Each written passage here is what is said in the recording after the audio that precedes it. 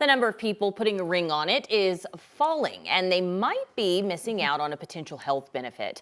We've got our 9 News medical expert, Dr. Paul Coley, here today to talk about this new study that's come out that says matrimony may actually be linked to a lower risk of cancer, of all things. Okay, so anytime a study comes out, right, everybody who hears it automatically internalizes it. Yes. What does this mean for me? So my first thought was, well, I've been married for 25 years. Wonderful. Is there some kind of shield against cancer for me? Or? So my first thought, Phil, was I'm not married. Right. Whoa, maybe I should get married.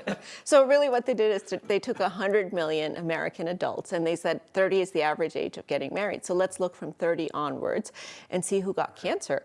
And being married was associated with a lower risk of cancer. And if you look at men, it was 70% higher for men that weren't married and 85% higher for women that weren't married. And it's interesting that you say you've been married a long time because it's thought to be a cumulative protective effect. Ooh, so as you get older, the protection gets even higher. So people over the age of 50 or 55 had more of a protective benefit than younger people. Interesting. I wonder how race plays a role, right? Because like Caucasian couples generally get married a little younger. Yeah. Other races sometimes will skew older. Like, how does race play in? Yeah, so they looked at this, and so Black unmarried men had the highest risk. But the good news there is that if the Black men did get married, the effect of marriage was very protective. In fact, their risk was then lower than married white men. So I think there is some dichotomies with race, largely due to culture, I think. I mean, I know you focus on health, and the study certainly didn't focus on this, but after being married all these years, and I'm sure you can attest to this as well with your husband, I feel like I'm healthier because I'm married to a woman. And that's like exactly my right. wife takes care of me. She Yes. tells me Our what job. to eat, right? Like Like eat this, it's my job. healthier, right? Yeah, so take care of your husband. I feel like that's part of it. Like when you That's have a someone huge looking part after of your it. health. Yeah, so it's association versus causation. So it's not like, as you said, marriage is putting a shield around you. Right. But it's interesting because if you look at the types of cancers that you got more of, a lot of them were preventable by screening. A lot of them were preventable with less alcohol use and less cigarette use. So being married makes you take better care of yourself. You have somebody bugging you to get your screenings. And part of it, if you look at men, they had a 5 times higher risk of anal cancer if they weren't married. That's due to HPV exposure, likely. Women had a 3 times higher risk of cervical cancer, also due to HPV exposure. And of course, women who aren't married may have more reproductive cancers because the ovarian cancers, uterine cancers can go up if you haven't carried any pregnancies.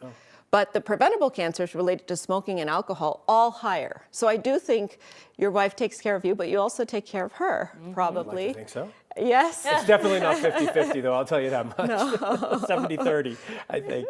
This is interesting. So talk to our single folks out there. What are your takeaways and how can they, you know, I mean, you can't just tell everybody to get married, Dr. Coley, to not get cancer. So No, what but would she you just said she was say? going to get married because of No, the study. Well, No. it is one way. Alex is totally right. So I'm not going to run out there and get married because marriage is not going to protect me from cancer. But what I am going to do is pay more attention to screening and to preventable risk factors as a single person, because that means you do have a bit of a target sign on you. You don't have that built-in support network. You don't have a lot of the you know, go get your screening, take care of yourself, eat well, don't drink as much, sleep better. And you've got all the weight of the world on your shoulders by yourself. So that's part of it too. When it comes to finances, when it comes to managing your home, you're kind of doing everything on your own. No, but that's a great point. When you talk to someone like you and you break down the study, you can take away from the study what it is that's helping married folks out and do it when you're not married. Well, but the one thing I'm looking for is now people have live-in relationships, they live apart, but they're married. And so what I'm looking and hoping science does is looks in the future and says,